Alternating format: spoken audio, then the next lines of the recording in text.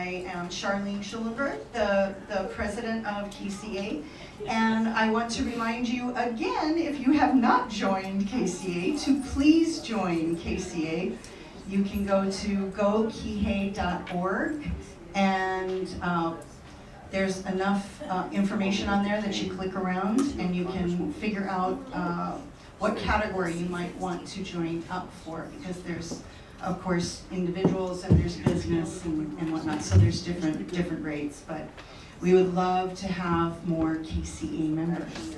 I would love to let everybody know that we have the Mayor's Outstanding Nonprofit Business Award was given away, and it's given to our own Pro Arts here in Linwood. Congratulations. Well done then. And thank you again for letting us use your space. It's really wonderful. All right, I think that's about it for starters, and I'm going to let John explain the who's, the what's, and the why's, and the when's. Thank you. Yuki and Jocelyn, if you would go ahead and take the stage with your placards. So, first up, we're having Yuki Lei Sigamuro and Jocelyn Cruz.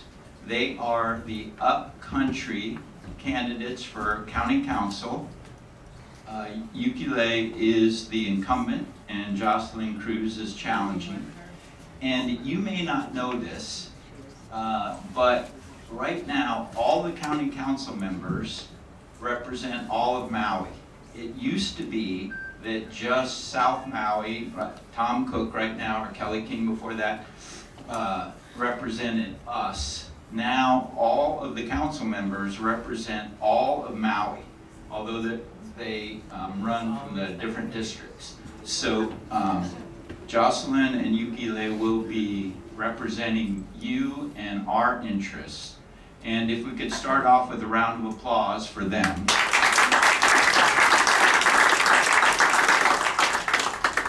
I head the governance committee for KCA, and I talk with politicians often, and really hats off to step up to public service, to deal with all of the frustrations of public service.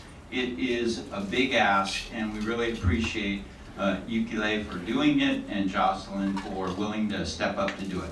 So we're going to start out with 2-minute opening statements, and Yuki Lei, if you would start.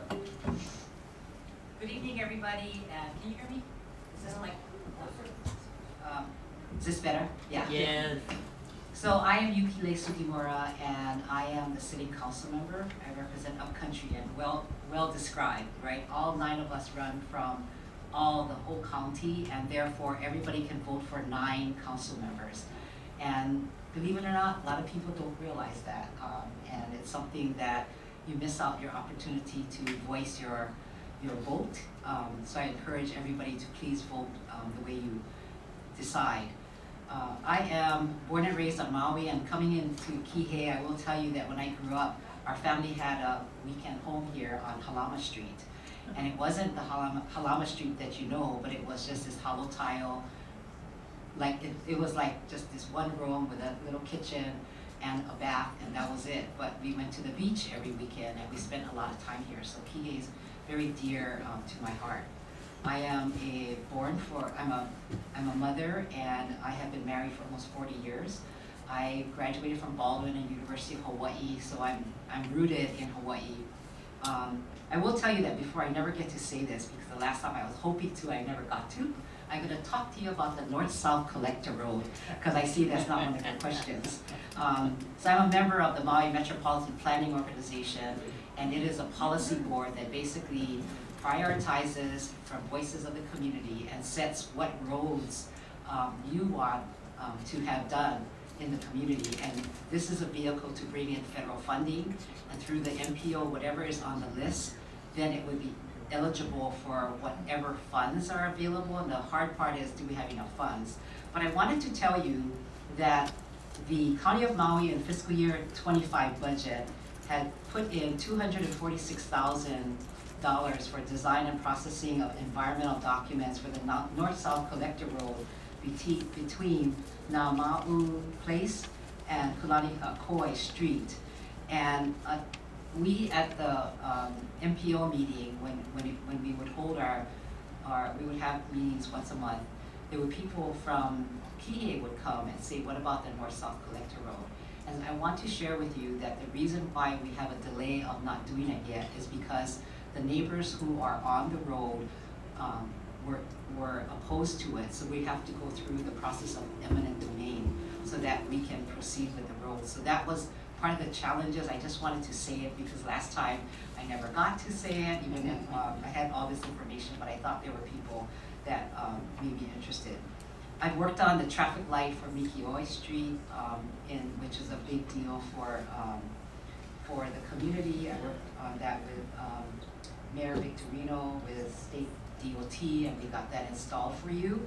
I also, because of going to a sign waving right by the Kihei Community Center of a family whose mom and son had died, the elementary school came out and there was this big sign waving, and it inspired me to develop policy to protect drunk driving.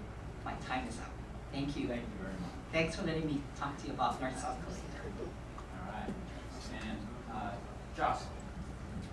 Aloha, my name is Jocelyn Cruz. I am a project manager for a farm here on island, and the reason why I chose to run, or a large basis of why I'm running, is just Maslow's hierarchy of needs: food, water, shelter. I want to make sure that people's basic needs are taken care of so that we all feel stable and secure.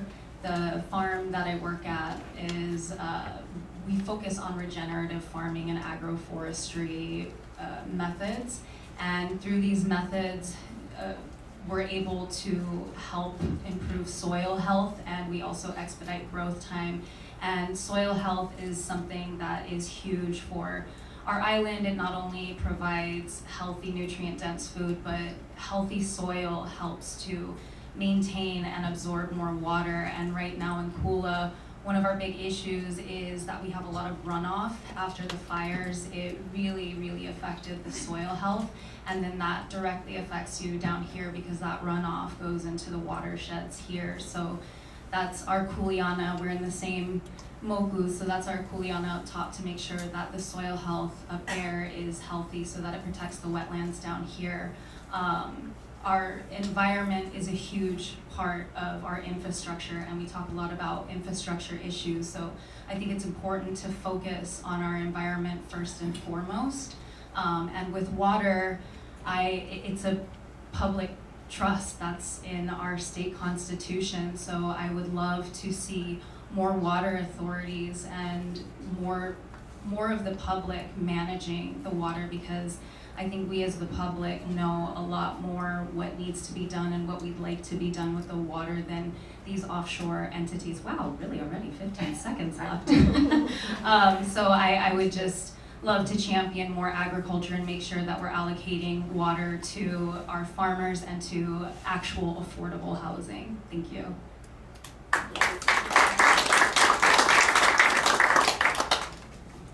All right. You've talked about this some already, but if you would take a couple of minutes and just let people know what are two of the biggest issues you feel are facing Maui in general, and then South Maui. 2 minutes, Yukile. Okay, great question. So, as you all know, housing is a big problem with us pre-fire, and now with the wildfire, it has been exacerbated where we need more housing. South Maui, and thank you very much for providing homes for many of the wildfire victims and opening up your community and hearts for that. So a big priority for us is to work with the community and developers and march forward. I say that what the county can do is what we do best, which is infrastructure. So we can do water and wastewater and roads and work on that and do a partnership with developers so that we can work together to build housing that would be sustainable. The important thing for everyone to understand is that for affordable housing, which is our biggest need to be built, and workforce housing for our firefighters and teachers and those who provide services in the county, and for us to provide those kinds of services, it does require more federal dollars or state dollars on your part. So it is a working relationship that we need to establish more of so that we can have more housing, and that's one. The other thing that became very noticeable is that we need evacuation routes. During the fire, all of us, our communities got very, well, Upcountry I should speak of. I'm hearing voices about we need to have evacuation routes so that, and I want to talk about water. So we cannot have anything unless if we have water, and we all have challenges for trying to find more water, but I am advocating for us to drill and to find more source and to work on infrastructure, and I see my time is up. Thank you. Thank you. Jocelyn, I'm so sorry, would you repeat it again? The two... what are the two biggest issues you see facing Maui? And then, if you have time, a couple of the big issues facing South Maui. Okay. I have to piggyback off that and say water. I think water allocation, rather, I think is the biggest issue, and who and how we're letting the water be directed. So I live up in Kula, but the farm that I work at is down Honopo Road in Haiku, and I have a lot of farmer friends in Haiku, and we get a good amount of water. Like for instance, the farm that I work on, we're able to, it's called dry farm. We don't necessarily have to water all the time. We're able to make do with just the rain. It's an orchard farm. But a lot of my friends who are farmers in Haiku, where it's generally a lot wetter, the redirection of water from their farms is a huge issue. So I think that impacts all of us, because we import about 90% of our food on island and statewide when we have a year-round growing season. And we also have, we say invasive species like the axis deer and the pigs, but I think it's a management issue. If we could manage that better, which Maui Nui Venison is doing an excellent job, and I think we should look at their model and follow a little bit more of that. But it actually would provide a lot of food security for us, and I think it's important for us to decrease our dependency on importing food and different products and become more self-sufficient. So again, I have to go back to, I would love to see more community-based water authorities allocating the water, and then I think if we have that, then we would be able to prioritize affordable housing rather than having companies like Leadcore come in and, you know, propose different developments when we're already having issues with water. And I think that also comes down to campaign financing, but my time's up. Thank you. All right, and Jocelyn, we'll start with you this time. What legislation would you introduce, maybe one or two pieces of legislation or legislative ideas would you introduce if you get elected? Oh, this is exciting. So I just went to the Hawaii Farmers Union convention. It was not this past Sunday, but the Sunday before, and our farm joined the union, and they're actually working on legislation themselves, which is amazing. And we all got to vote on our top priorities, so I know I'm probably gonna sound like a broken record, but two pieces of legislation that they're already starting to work on is exploring community ownership and management of water systems and advocating for the reestablishment of community-based watershed management and adequate funding. And then the top priority of everybody, which is, this is really exciting, is what we wanna see is to have legislation written that increases the purchasing of local food by our schools. So everybody was really concerned about what our keiki are eating, and The food hubs can help a lot with this, and actually right before I came here we had Common Ground Collective. If you don't know them, they're an amazing nonprofit and organization. They were actually out at our farm helping us to harvest, and we've been able to provide several different times like 200 pounds of bananas to King Kamehameha schools, and in order to get it subsidized you do have to produce a certain amount of food for the schools to take it in. So these are pieces of legislation that I would really love to see, is taking care of our keiki, and then also again water allocation being a community driven thing. Thank you. Thank you. And Yukile. So one of the things that is going to come up, and as you know, the council is very, very laser focused on the wildfire, and this will come up in my committee, is that we're going to be again asking for the deferral of real property tax for the wildfire victims, only because for another year. Right after the disaster, Mayor Bisson, along with the council, we put in a bill so that those that were impacted did not have to pay real property tax. And so we thought a year later, you know, they'll be building and it'll be okay, but it's slow, as you can imagine, with the debris removal and the permitting and everything. So there's a bill coming up in my committee, and I will be again asking the council to give us another year of reprieve so that those wildfire victims, which there were many, will then not have to pay real property tax. I think that's critical. The other bill that I am working on is one of my probably things that I have enjoyed in the council is taking care of our youth.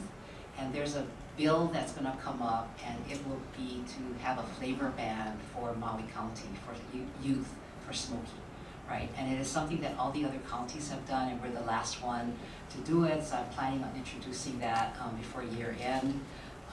And on housing side, since I opened with how important that is, and I always look at agriculture, I passed a bill to increase the second home on agriculture so that you could expand your ohana from 1,000 to 1,500 square feet.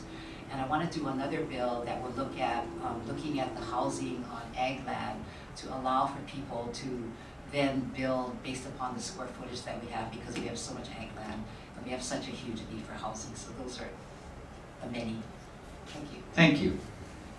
So I have a follow-up question to that, which is, given the hyperinflation in the rental market and the shortage of affordable housing, what plans do you have for legislation, or how would you help fix that for the island? Me first, right? Yes. Okay. So I think what you're probably, a couple of things. The housing situation that we have now that was wildfire impacted were FEMA related. So people who were eligible for FEMA, that's the high rents that FEMA came in and were paying, you know, $6,000, $7,000 a month rent. But it was to get these people who were FEMA eligible to get housing. And I think, well, I know because we met with them often, FEMA tried many different things to figure out how can we get these houses. And finally they came up with this plan, and those were the, you know, short-term vacation rentals, which set the pace for basically having these high rents. That's going to stop. And one day when FEMA feels that they have helped, I guess, the group that they're trying to help, the time schedule according to the declaration, the federal declaration, is 2 years from the date. So it would be like in February when they started working on this. So February of 2025 is when this will stop. And when that stops, then our economy would level out. We have to see, because I don't think any of us have seen anything like this before. What is a hot issue is the rent stabilization, or to have that in the community. I want to tell you that our housing chair, Tasha Kama, she basically said that we cannot look at that rent stabilization bill, which was discussed twice in her committee, as one thing. There is an economic impact on many levels, And so therefore, although it's not something that the council will take up now, it is something that we need to look further into, to look at all different kinds of housing, to figure out how we can better house the people, our residents of Maui. Thank you. Jocelyn. Thank you. I am in favor of the rent stabilization, and in Tasha Kama's statement, she did say that it was because she didn't want to scare certain developers away. And the housing issue that we have, yes, I do understand and know that we'll need to build more affordable housing, and there's developers that we can work with to do that. Kelly King's had success with those types of developers, but I don't think this is an issue that we're just going to completely build ourselves out of. So with the amount of testimony that was given, and then to have the answer that we don't want to scare away certain developers, I think that says a lot again about campaign financing, and it's important to look who's investing in some of these campaigns. And certainly I'm sure there can be more investigation in the way the bills were written, but I do think that right now a lot of people are hurting so badly, we need to look at rent stabilization. And it doesn't have to be in perpetuity or anything in the immediate, but it's something that we should definitely consider, especially given the testimony of the people. It's what the people are asking for. Thank you. Thank you. So, Jocelyn, how would you help build a strong and diversified economy in Maui if you get elected? If I were elected, I would like to lean in heavily on the agriculture. I think that helps us to pivot. We can't just move completely away from tourism, although I think it would help us to pivot into ecotourism, and then we attract, in a sense, more desirable visitors who are excited to invest in exploring our farming and supporting our local farms, supporting local businesses. And then also, once we reach a point with the agricultural system, which with agroforestry, you really expedite growth time. It's really amazing. Once we reach a lot of food security, we can explore exporting a lot of our crops. Mahi Pono is going to start doing it anyway with the citrus. So they've planted up a lot of citrus trees, and citrus trees take a good amount of water. And we're not feeding the community with the trees that they've planted. So I think we lean heavily into our agriculture system. We're super fortunate, I know I mentioned it, but we have a year-round growth cycle. So leaning into agriculture, providing food security for us, building up our food hubs. We have amazing food hubs here, and that helps to create a circular economy for us. And then exploring the options of exporting. Thank you. Thank you. Yukile. Yeah, very important, right? So in the community we hear, and especially during COVID, where everything shut down, and everybody loved it, right? The beaches were nice, there was no traffic, no cars. And on the other side, people were coming up to us at the council saying, we can't feed our family, we need food. We need a business is what they were saying, and that a lot of them had businesses that were for the visitor industry. So when that shut down, then we heard, help me. Even to a point of, I can't feed my horses. So there was a lot of federal funds then available that Mayor Victorino and administration were able to help a lot of the ag industry, a lot of people that were struggling, and there was, nationwide this was going on, so there was a lot of support. This wildfire is different, so we don't have that same kind of national support that existed then. But I want to say that the kind of industries that we can do, number one is we cannot replace tourism until we have something to replace it with. And in the community, we hear about why we need to get rid of visitors and on and on and on. But if we did it, then a lot of people who you and I both know that work in the visitor industry would not have jobs. And that would therefore degrade our economy. So that's number one. And number two is what that is saying is that we probably need to balance it better, which is I think what all of us are saying. Agriculture is important. We gave $2.5 million to MEO so that there could be micro grants So that's been happening for the last 3 years. It started during COVID, it's still going on, and in ways that we can. We have a $300,000 program for Maui, Molokai, and Lanai for excess deer mitigation and different small projects like that. But I want to say that I live on Haleakala, and who is right on the top of that are the observatories. Space Force is building there, and they want to build there, and it's such an important security industry for local families, local jobs, as well as the Air Force, which is the Space Force is part of the Air Force. So, thank you. Thank you.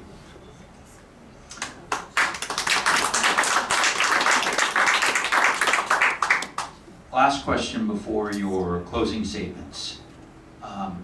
Yukile, what is your position on short-term rentals and the Minatoya list? Every single forum asks us the same question. That's a big one. And what we've been saying, members of the council, is that we are waiting for a report to come back to us, which will give us the data that we need to make a balanced decision, right? So the bill that was given directly from the administration to the planning commissions, which they all approved, basically just says 7,100 homes, 12 months to 18 months, and it's all going to be converted. The devastation that it would cause in our economy is lots. We need to replace that before we can say we don't need the short-term vacation rental, real property taxes. $218 million were collected last fiscal year from short-term vacation rentals. They pay a higher real property tax rate. And guess what? This is my favorite story, is Mother's Day, I had my friends over, and they should not do this, but they asked me this question about the bill. And I said, all of you on this table, you all own homes. And they have said, oh, Maui has the lowest tax rate in the nation. We always hear comments like that. And I said, who's been paying your taxes to give you the lowest tax rate in the nation is the visitors, the people that we grumble about, and they're the ones that help us the most to make up for the roads and whatever services that we need to provide as a county of Maui. So there's a great balance and a great need that they provide. So short-term vacation rentals, just so you know, we're waiting for the report to come back, and we were all able to sit in Tasha's Kama Committee, Housing Land Use, and provide what this report should say. And realistically, the homes that were built long time ago, and maybe those that only has a little kitchenette and one parking, maybe that's not the kind of conversion that we want. But there's all these different mixes of homes and opportunities, and we need to look at it to see what can really make sense. Thank you. Yeah.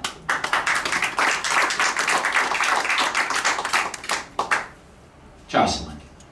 With the STRs, I agree. I don't think that all of them are necessarily the homes that people on our island are, that it might not be suitable completely for a family, and also a lot of them have really high HOA fees, so I don't think they're the best solution to put a lot of people in for long-term housing.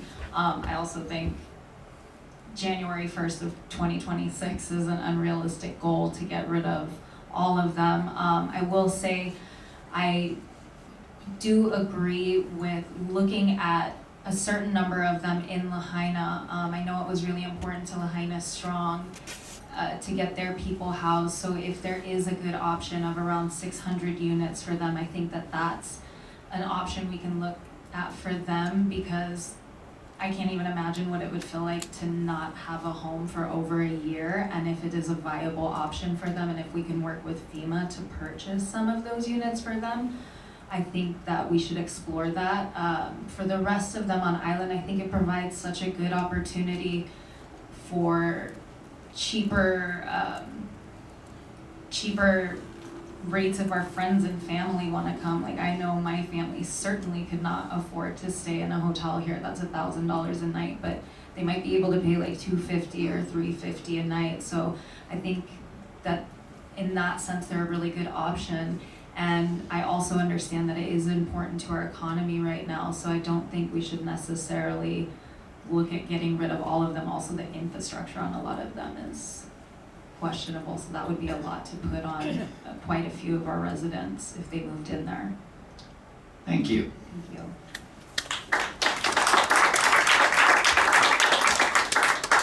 All right, excuse me, closing statements, and Yukile, we'll start with you. Thank you. So I am a city council member and I have enjoyed this job. I am in the end of my 8th term and looking to get re-elected. My work is not done. I'm the budget chair and I look at the budget like it is my own budget. So I'm very frugal where we need to be, and I look at it, this is your tax dollars, and I look at it very seriously. So I want to return, and I want to also share with you that anytime you're a council member, and if you say, oh, I built this, I did this, it takes a lot of time, so it doesn't happen over my one term. And so therefore, having members of the council there, for a period of time is important. And just knowing also that the problems that we have to share for West Maui, like your mud problem, your R1 water reuse, I hope Tom Cook will talk about it because he's working on that for you, and he can probably describe it better than I can. But those are the kinds of problems of South Maui that I hope we can help you with.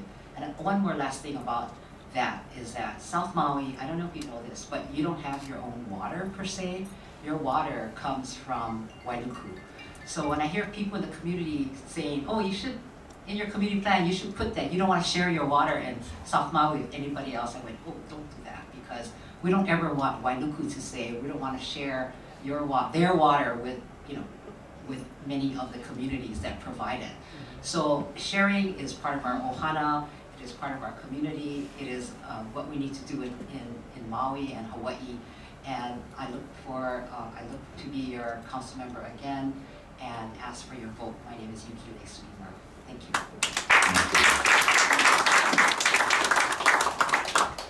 And Jocelyn. Thank you so much for hosting this. Thank you all for coming out tonight and listening to what we have to say. I'm not a politician. I never thought that I would be doing this. I got asked by several members in our community if I would run since I live up there, and it has been quite an enlightening experience. You kind of think, you're like, oh, I know about the problems on island, and then you explore them a little more and you're like, oh, wow, this is maybe worse than I thought. But I have to say, during all of this, I've been so inspired and so relieved to meet so many people from our community who are doing tremendous work and who are so well organized. People like the Kula Community Watershed Alliance, working now with Hawaii Farmers Union and the different food hubs on island. It's really beautiful to see how solution driven so many residents on our island are. And I would just so look forward to championing them and furthering their work and collaborating with so many of these really brilliant people who have amazing solutions, and solutions that aren't just ideas, solutions that they're actually implementing. And I would love to be of service to our island. I love it here and it is home. Thank you. Thank you very much. All right, these are the Upcountry candidates, and one big round of applause, and thank you again.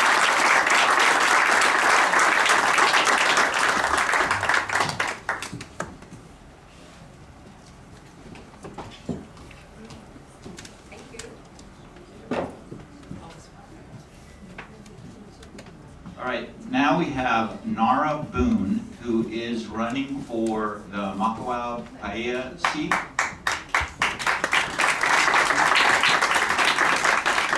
She is challenging Nohe U'uhajans, who is currently the council member for that area. And she was asked to come tonight and had something else come up. So we'll just have a chance to get to know Nara. And Nara, if you would start with a 2-minute opening statement, that'd be great. Okay. Aloha, everyone. I'm going to take this off the stand so I can get comfortable. Again, my name is Nara Boone, and I'm running for the Makawao Haiku Paia seat of the Maui County Council. I am a mother, a singer, a voice teacher, a housing advocate, co-founder of the Maui Housing Hui, which advocates for renters' rights and educates landlords and renters on what their rights actually are.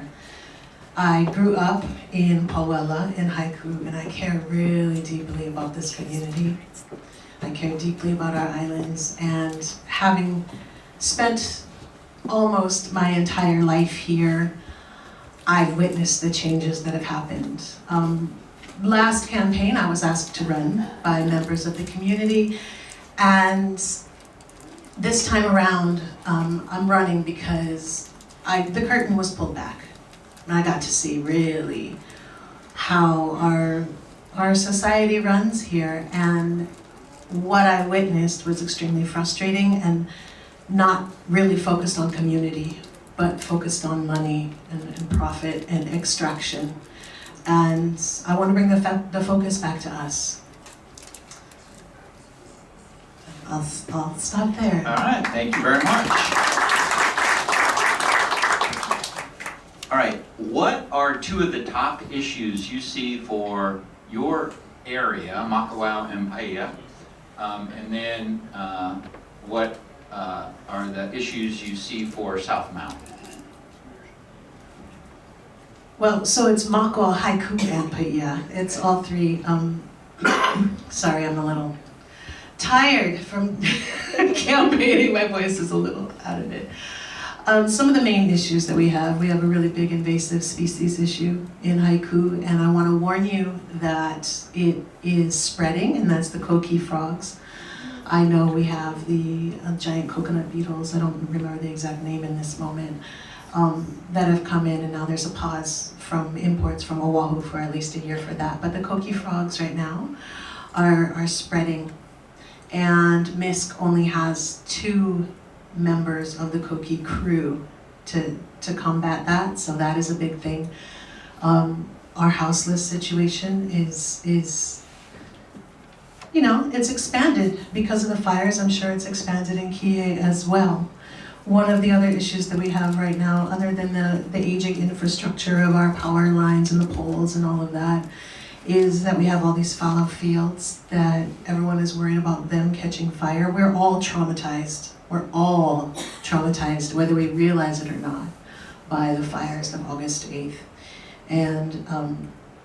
And that's been the focus. I know for KCA that night, I have a sister who lives out here, and I was texting her like, get out, evacuate. I knew that there was no fire, no firemen on the fire that happened near the high school, and that was really, really, really scary to me. My brother's a firefighter. He was in Kula fighting that one. So infrastructure and water are the big ones, and the housing situation. The housing is huge, and FEMA's direct lease program has actually been extended, so it doesn't expire in February of 2025, it expires February 10th of 2026. So that means with those rental prices the way that they are, and people illegally bringing their own prices up, there are far too many people right now struggling to keep a roof over their heads. Thank you. All right, so what would be a couple of your top priorities if you get elected? And what legislation, if any, would you propose in a whopping 2 minutes? Okay, well, the first one is rent stabilization of some form or another. I think what most people don't understand, that there has been a freeze of rent increases. If the rent that was being charged August 9th of 2023 has been raised and it wasn't put in the lease, or it wasn't because of operational cost increases, then those rental prices are illegal. So one of the first things I would do is introduce some kind of legislation, whether it is what we used to have, where the county had a recommended rental price per room of a dwelling. I would bring something like that back. And I know it depends on if, or square footage, but it depends on the quality of the structure and that kind of thing. Perhaps there could be exceptions, but legislation for rents would be one of the main things that I would do. And then I would also change our water use requirements so that the hotels get charged at a much higher rate than they're getting charged now. Right now, they pay less than farmers pay for water. And it's important, we all know that it's actually, you guys, it's a finite resource. It's not just digging another well. We need to use reclaimed water. We need to replenish our aquifers. We need to build reservoir basins up in Kula so that when we have these sporadic, crazy torrential rains, we capture the water there, not as much of it is sent here, and then we have water for use. Another thing that I would like to do, if I may, here's my time up for that, 15 seconds. As far as Kihei is concerned, you know, I mean, I'm sure you all are aware at this point, especially if you drive right over here and see those incredible wetlands. Kihei is built on wetlands. If we were to introduce different paving materials that allowed the water to sink back into the ground and into the aquifers, we have a wonderful opportunity to help with our water situation. Thank you.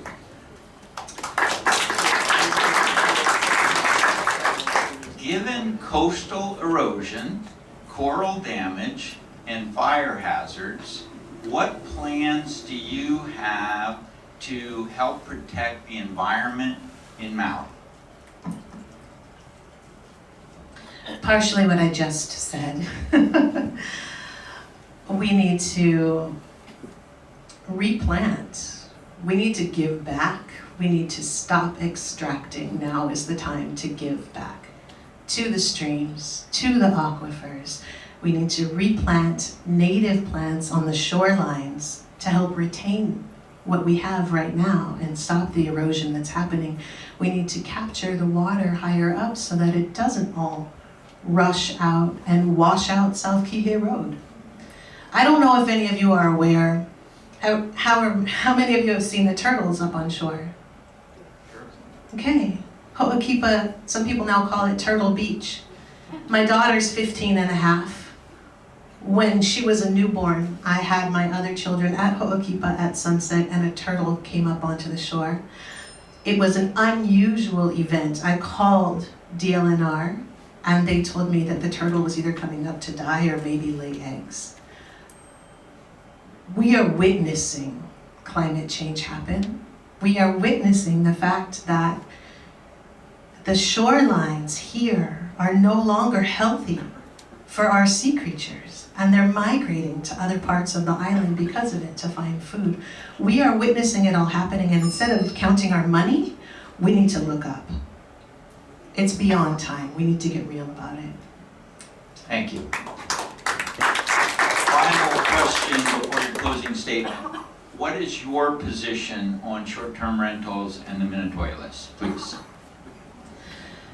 I am in favor of phasing out short-term rentals. It doesn't have to be all of them, and it doesn't have to be right now. But I see what they are doing to our communities. If they're in hotel zones, I'm fine with that. If it is a mom and pop situation where, you know, someone has maybe 2 vacation rentals and one is owner occupied, I'm fine with that. But the reality that people don't want to live in small structures that are old, 40 plus years with 1 parking stall and all of that, people just want homes. And so many homes right now are overcrowded, and we have 60% of our families in our community right now are cutting back on food so that they can pay other expenses. My sisters live in a cul-de-sac that has vacation rentals on 3 sides. They're kept up at night by the activities on the balconies and the jacuzzis, that kind of thing. They have to put out cones for their children to play. A couple of those short-term rentals were shut down in the past few years. All of a sudden there are families. All of a sudden the kids go out and they ride bikes together. That's what we're missing by having so many short-term rentals. If we could rein them in to a degree, and definitely not have any within a mile of a school zone. Those areas should be for our families. We're now in November, and I got the notice just on Monday that the school bus system was going back into effect for Kalama and King Kekalike, where my daughter goes to school. We've had a school bus shortage. So why shouldn't we leave those homes open to our community to then be able to walk to school? Thank you. Thank you. So to close, how will Maui residents benefit if you're elected? Oh, they're going to be my main focus. People are going to be my main focus. I grew up in a large home. There are 9 children. My parents, my father was a photographer, my mother was a midwife, and we learned what it is to give to the community. I can't tell you the amount of hitchhikers my mother brought home to feed and allowed to sleep, over one night or that kind of thing, but I know what it is to see everyone on the same level as human beings. And for that to be the focus, I'm not persuaded by money.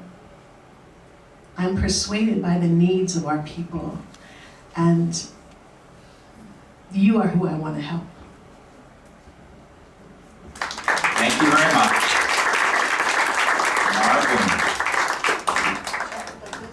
Check the boombox. May I have my 2 minutes to close, or was that my 2 minutes to close?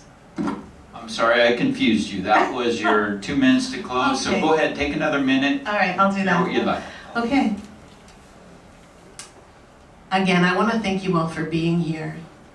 I think what's really important is showing up. And it's not easy. It's certainly not easy in the role that I'm in. This is a really interesting one for me. It takes a lot, and it takes a lot for all of us. And right now, what we need are people to get activated. If all of you could go out and talk to 5 of your friends. Ballots are arriving in mailboxes on Friday. We need to get activated, you guys. We need to make sure that we're the focus. And I can't do that by myself. My opponent is not here. She's missed maybe half of these forums. I'm trying my best. I can only do what I can do. I need the rest of you to please help with that. Again, my name is Nara Boone. If you want to learn more, you can go to votenaraboone.com. Please vote for all 9 council seats. And when you do, please check the boom box.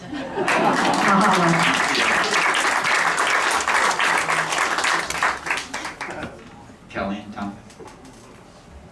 Who is she running against? Who watches? Haiku. Who watches that? Makawao. Who watches?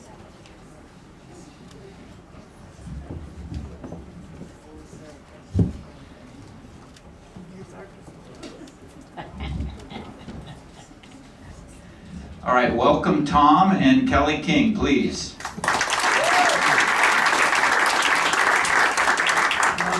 If you are unaware, Tom Cook is the sitting council member for South Maui, and Kelly King is the former council member for South Maui.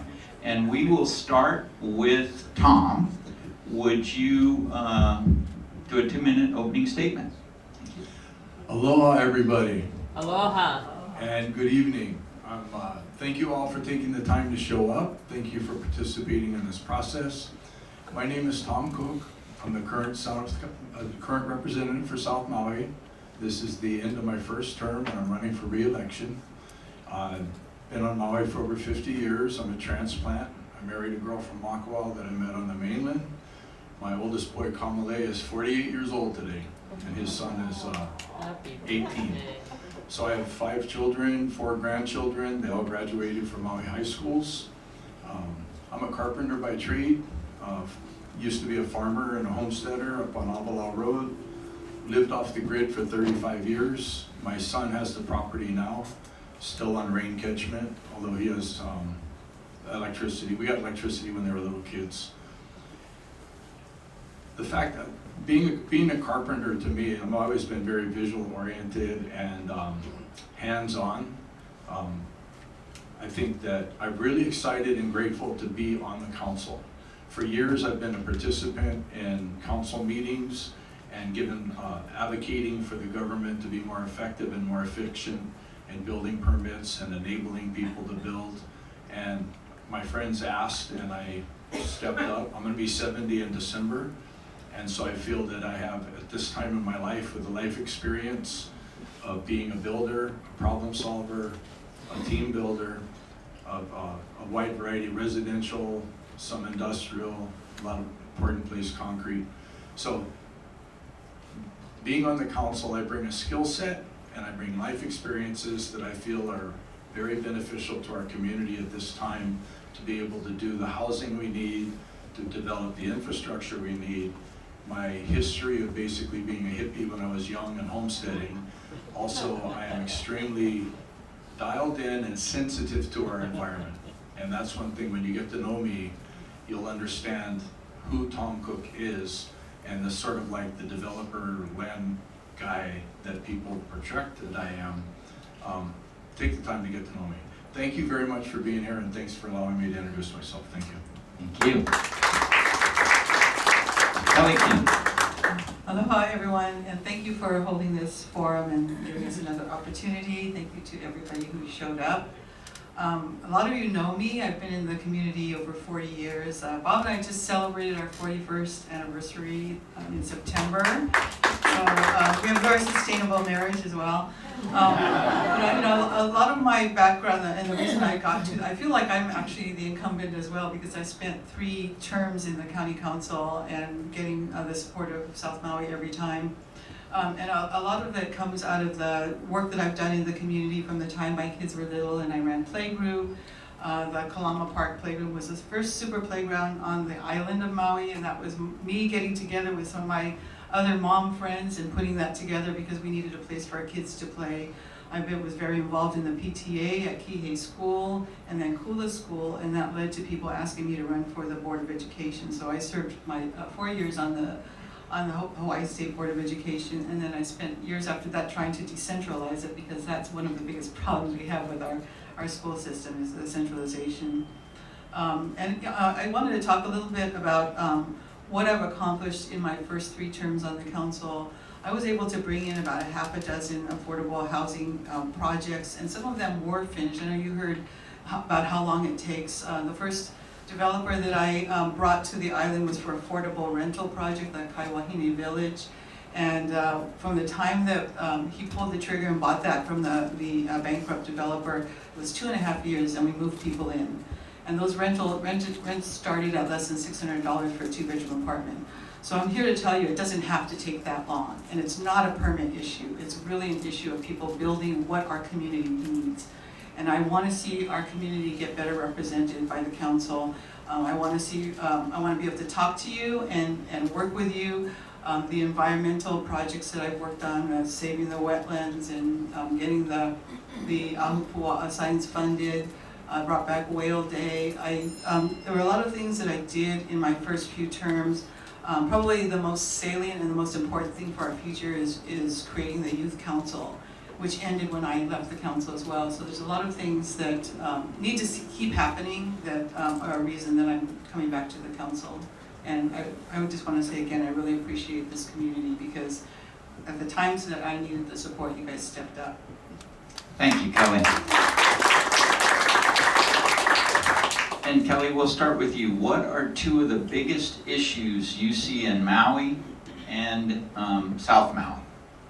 Well, right now, the biggest issue on Maui is rebuilding Lahaina town, and that's going to be many, many years, but it's got to be done correctly. And my feeling is we need to start with where everybody agrees, which is restoring Moku'ula. That's the one pinch point that everybody agrees we need to do, and it has a lot of support from the state as well, from funding.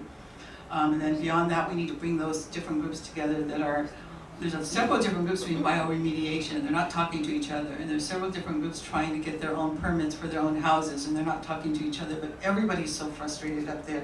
And there needs to be better collaboration, which is one thing that I've done a lot of in my life and our business, specific biology. So for Kihei, I think the most important, the other issue with with our county is food security, because we started working on that in my second term, which is when we started those grants, the micro grants to small farmers.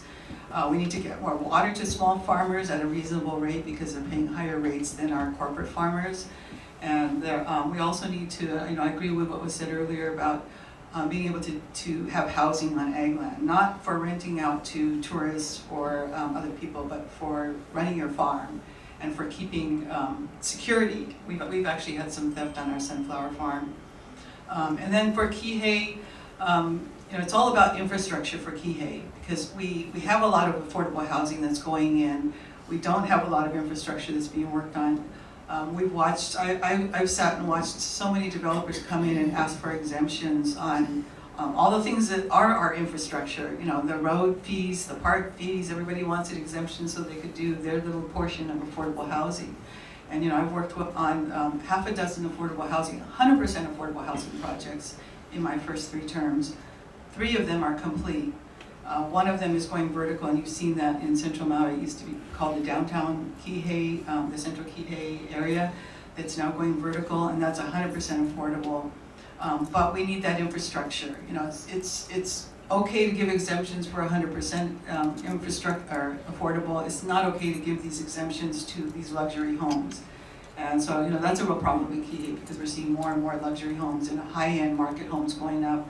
And that's not for the people of Maui, but that also drives up the price of housing. Thank you. Tom, a couple of the biggest issues you see for Maui and South Maui. For Maui, I see the biggest issue is infrastructure, and the infrastructure is water. Both west side, upcountry, South Maui, the entire island, the intelligent, responsible development of our groundwater and surface water and R1 water resources is paramount. I personally believe, and from my research, that Maui has an abundance of water. It doesn't have any water that we should be wasting, but we do have surface water, we do have sustainable yields in the aquifer, and we do have approximately 2 million gallons in West Maui and 2 million gallons in South Maui of R1 water that could be utilized for irrigation to offset potable water that could be freed up for housing. For Kihei in particular, I think flood mitigation is important, and the flood mitigation has many benefits. Working from Mauka to Makai, basically retention basins, which will help recharge the aquifer from the current aquifer that we're currently not using, and also that aquifer spilling into reservoirs where water could be stored. That will minimize the amount of water that's coming down, and it will also capture the sediment, which could be cleaned out and reused. We are in the process, hopefully, of closing the land purchase from Sabio for both the Kalaniakoi and the Waipolani Gulches, that land that I believe everybody in the community is in agreement not to build on. They had all of their entitlements. They are negotiating with the county to purchase that. We have money in the open space fund, and it needs to be, a budget amendment will have to be done. But anyway, that's part of the solution, and there's more to say, but my time's up. Thank you. So, Tom, we'll start with you. What legislation would you either introduce or continue to fight for if you're reelected? Thank you for the question. Good, feasible, practical governance. And that is basically, my philosophy is that the government needs to be advocating, enabling, and encouraging us in building small businesses, building homes, and responsibly developing our properties, whether it be for agriculture or for residential use. Our current regulatory process is more like hurdles rather than guardrails.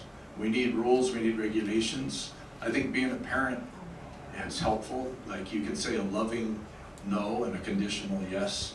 So the legislation basically comprehensive rezoning to match the community plans, to expedite the ability to do housing projects and building. And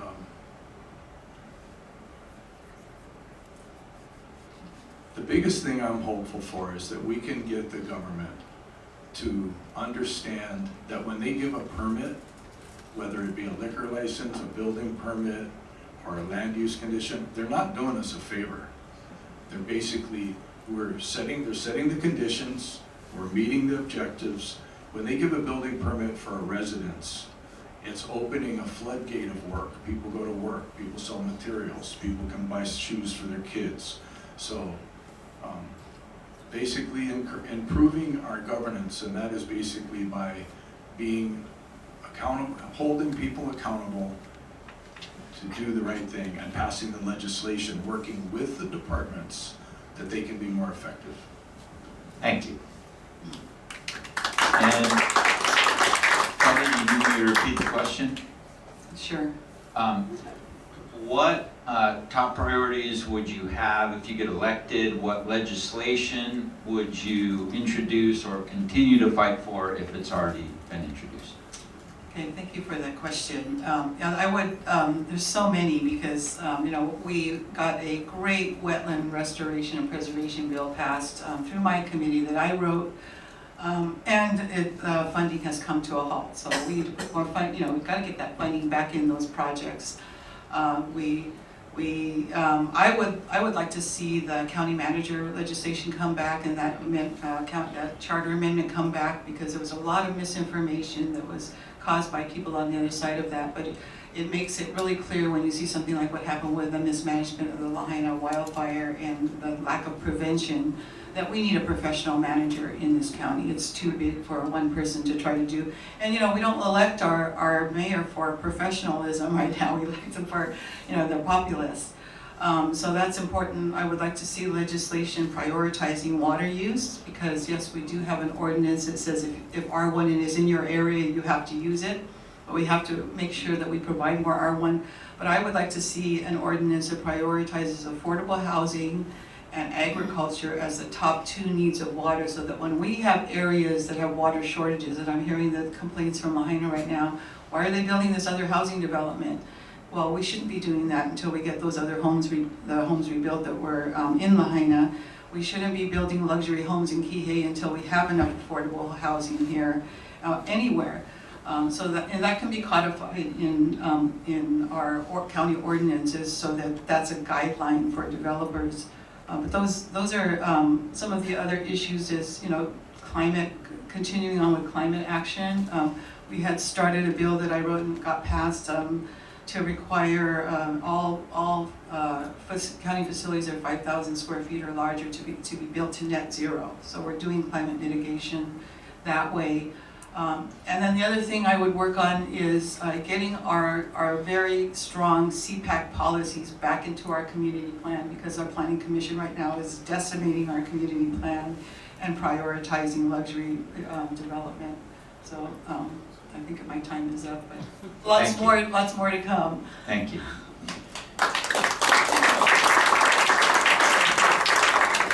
And because it is quite the community-wide issue, what is your position on STRs in the Minatoya list? And we'll start with you, Kelly. Okay, thank you. I think pretty much the same as what everybody else has been saying, but I said it early. We cannot eliminate all the STRs in the county. I think that bill was written pretty rashly and not with a lot of thought. I do think that we could identify some of the buildings that people could live in. I was told by one of the folks at the Lahaina Strong event that he's living in a condo that he and his family really enjoy in Kihei. And you know, previous to that, I've been told by most Lahaina people that we don't want to live in South Maui. So you know, that's why all the FEMA places are sitting empty, because they've rented homes in areas where Lahaina wildfire survivors don't want to live. But I do think that there's some that were originally built as workforce housing that are now short-term rentals, and we should go back and look at those buildings first, I think, because that was the intention and that was a requirement of those hotels to have workforce housing. But I don't want to see us wipe them all out, have stranded assets, and then have the hotels say, well, now we got to build more hotels on the island. I think we gotta go back to what our Maui Island plan says, and it says 1 tourist for every 3 people who live here. And we figure out how many units that is, and you know, I think right now we probably do have too many units, so we could cap it there. But we gotta get back to that reasonable, you know, we had way over tourism before COVID, we had way, when it was starting to come back before the wildfires. Tourism is important because it does bring in a lot of money, the taxes and the TAT, but it cannot stand in the way of us diversifying our economy and giving really good jobs to our next generation. You know, most of us talk about we lose our kids leave because they can't find housing here. My kids and a lot of young people I know leave because they can't find a career here. We send them off to college, they come back and they have this great marine biology degree. Where can I work? Oh, you can probably go over and get a job at Sea Life Park or the Marine Ocean Center, but you know, that's not a career. So all of these things have to start working together, but we have to start prioritizing. We have to stop just focusing on the fact that they can't find a place to live and give them a place to work as well. Thank you, Tom. Thank you. I think this SDR issue is very, very timely. It's been very divisive in our community. It's very, but it's an opportunity for us to have a very meaningful conversation and for government to step up as far as developing, enabling homes to be developed, the planning department and the various departments to be keeping track of the various land use of homes and apartments. It shouldn't be difficult to identify what is a legal short-term rental and what's an illegal short-term rental. So I'm a believer in people's property rights. I think we should be negotiating the transition when we do. In general, I believe we need to maintain and preserve our transient vacation rental business, but we should upzone it to hotel and not have it be a hybrid apartment type zone. Some of the people that I've spoken with who have them and say they wouldn't mind being upzoned to a hotel so they could legally use it, but they're concerned about a long dragged out process that the department, and when I say upzone to hotel, I mean with the stroke of a pin. And the departments more than likely and rightfully would have requirements to bring buildings up to standard, because many of the buildings are older, but it should be done over a period of time, and it should be done in collaboration with the departments, that they tell you what you need to do, and you don't have to hire an expensive mechanical engineer and go through this, there again, the hurdles. It should be really straightforward. Illegal units are one. Pool, the places that were built, conditions of entitlement for the hotels, for employee housing is another pool that should be addressed. That's basically the plan that the council is addressing, is to comprehensively identify the various properties, identify their intended use, identify the existing use, and hopefully what I started in the beginning of this conversation was to engage the entire community in this conversation to kind of find a path forward, a solution that is not polarizing, not pitting us against each other. Thank you very much.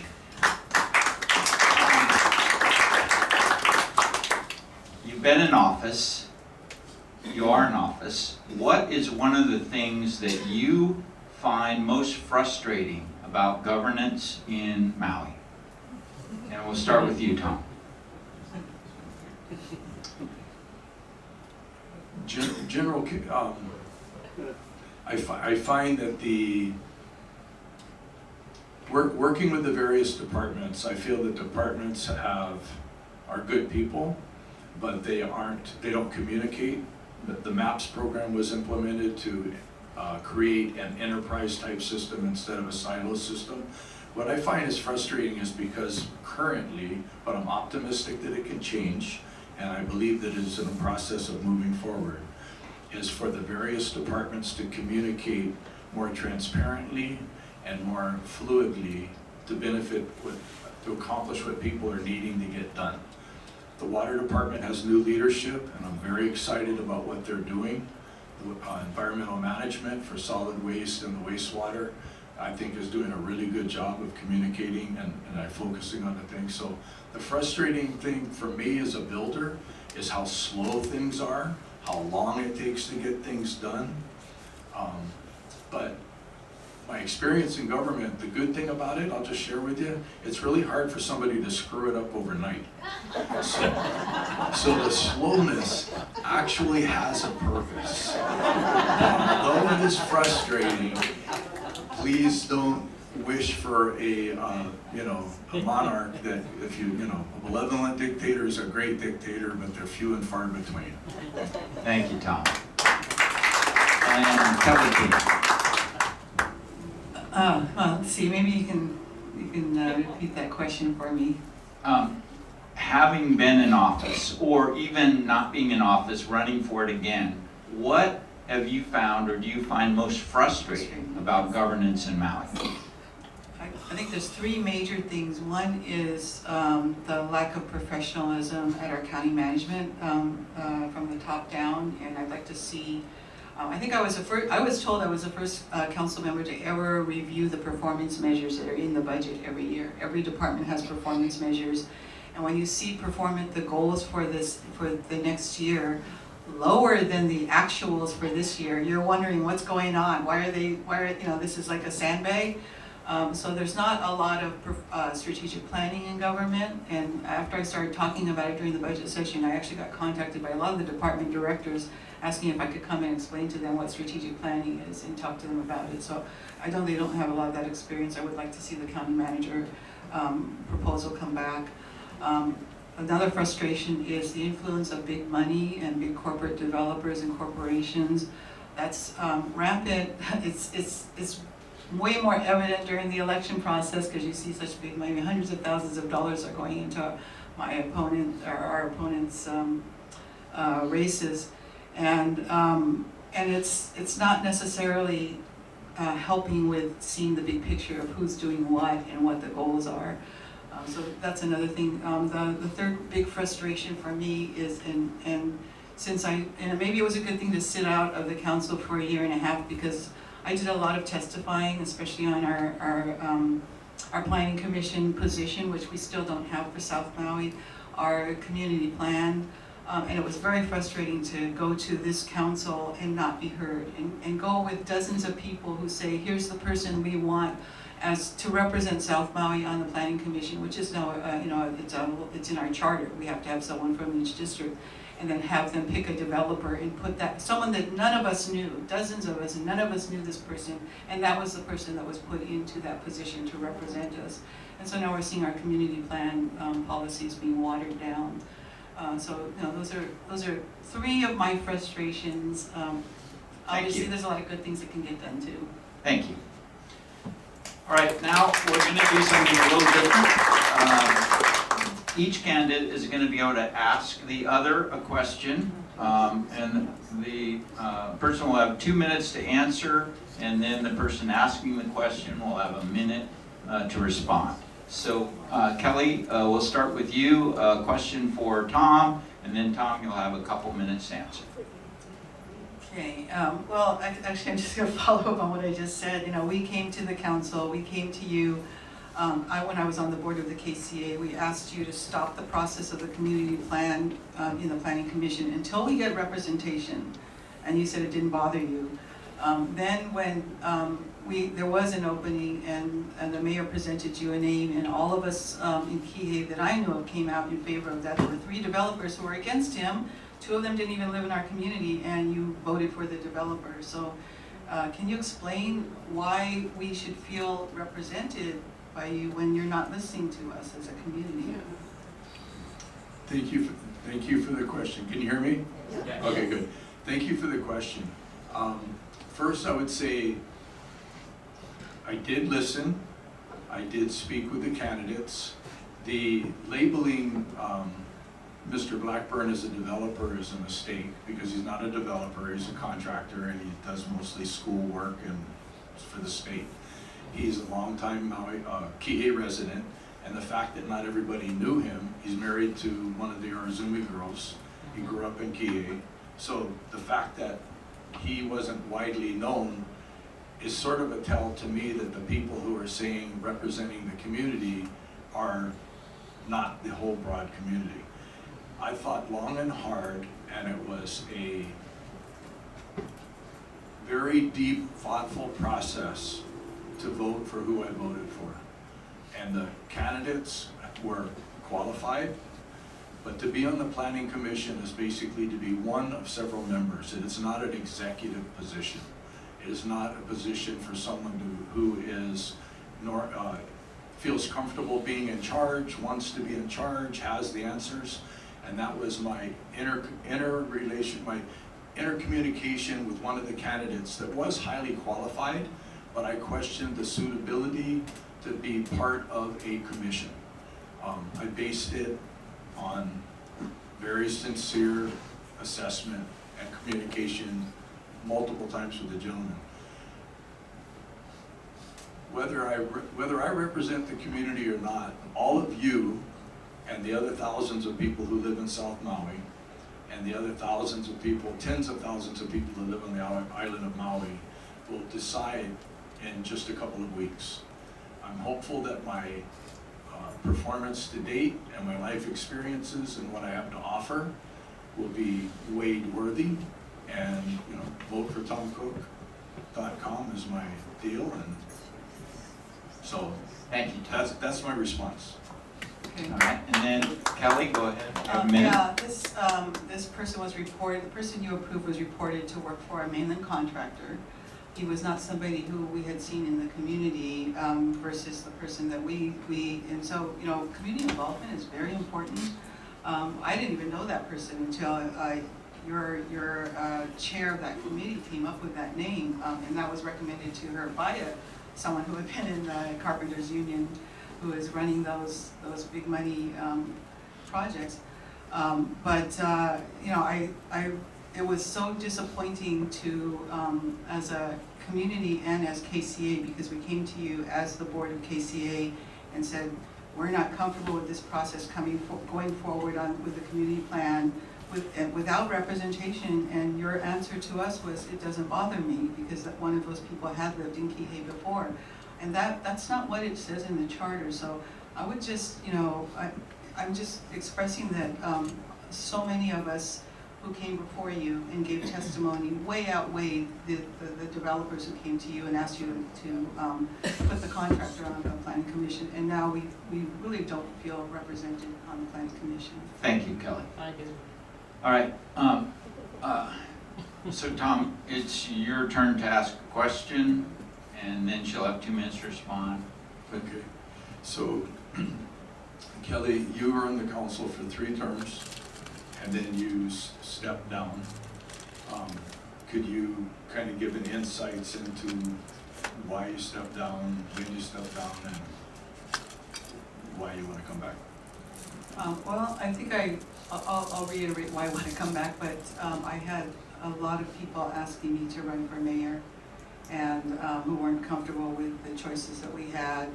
And it was a difficult decision, but I felt like it was a turning point in the community, and if we could get the kind of focus back on the people and not on the deal making that people were afraid of, that they had seen in the previous administrations, I was willing to take that chance. So the reason I'm coming back is because I've watched this council for a year and a half. I watched them listen to testifiers and listen to multiple testifiers asking for the same thing and then vote the other way. And so I feel, and I also have had, Tom, honestly, gotten so many complaints with the whole first year that you were in office that you don't return phone calls. I tell people, they come to me and I'd say, well, talk to your council member, and they'd say, well, he won't call me back. We had over 20 people that I talked to. People have always been calling me, and I talked to some of those neighbors who were had some problems with the North-South Collector Road and explained to them the situation. But I've been hearing a lot, our council member won't return my call. You started returning calls when the election got closer, but there just wasn't that interaction that people came to appreciate, because we always return calls. My office staff prided itself on follow-ups, and we got a lot of our bills done passed because we worked with people in the community. We worked with the nonprofits. especially the environmental ones. But you gotta return calls. You gotta talk to people. That's how you solve problems. Is you first hear what the problems are. And I haven't seen that happen. Thank you, Kelly. Tom, a minute? So, I don't own that. I've heard that be quoted. We are very responsive, and I encourage anybody that is saying that to please send an email saying I called you on such and such a date, whatever. It's just, I hear you saying that. I don't own it. I don't think it's true. Yeah,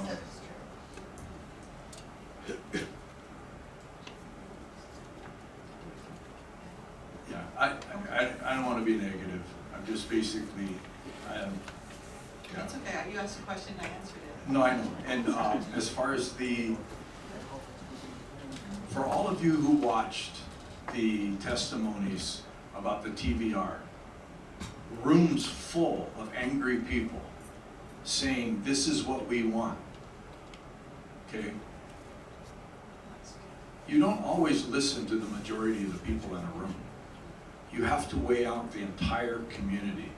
It is a tough job to basically be in council chambers and have a series of people who have come, who are representing an interest, who have a right to speak, right? But basically, you're also hearing and knowing that it's in contrast to what many other people want and need and the beneficial to the community. So that's really part of the tough part of this job, is to be in a room full of people who want something and to vote against it, because actually you feel in your heart, and the feedback that you're getting from the community is that is not the majority feeling for the best of the community. Thank you. Appreciate that. Now it is time for closing statements, and Tom, if you'd go first. Thank you for this opportunity. I really enjoy the forums. I want to thank the candidates who all participate. I want to acknowledge some of the candidates that don't come because of family issues and other commitments. My name is Tom Cook. I'm running for re-election. Vote for TomCook.com. I'm asking for your vote. I'm hoping that I have earned the right to be re-elected for this position. I think that my experience as a builder and living off the grid and being respectful of our resources will put me in a position to help us develop our infrastructure in an intelligent, responsible way. And I think that I'm the person for the job. And when it comes to housing, of which I've built much of, it shouldn't take 300 days to build a house. It can be built in 90 days. And I know that. And so I'm hoping, I want to be part of the solution. I am willing and able to serve, and I'm hoping that you will vote and put me back in office. Thank you very much. Kelly? Thank you, John. Thank you for your moderation. You did a very good job. Thanks for answering my question, Tom. But it doesn't satisfy me because we were representing most of South Maui, or at least Kihei, as the board of the KCA.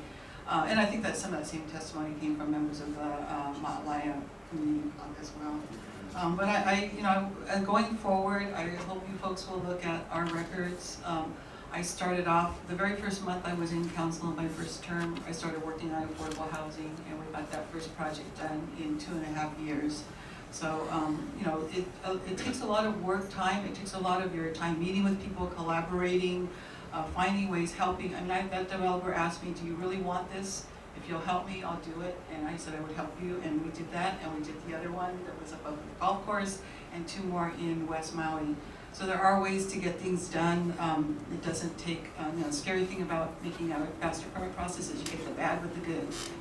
And you'll slide a lot of bad projects through that way. So, but I do want to let you know that I'm here to represent the community again, to continue that interaction and the collaboration. And I think we have a chance right now to put the council back on track and stop letting us be influenced by big money and big developers. And that's the thing that scares me the most about where we're at right now in this time in Maui County.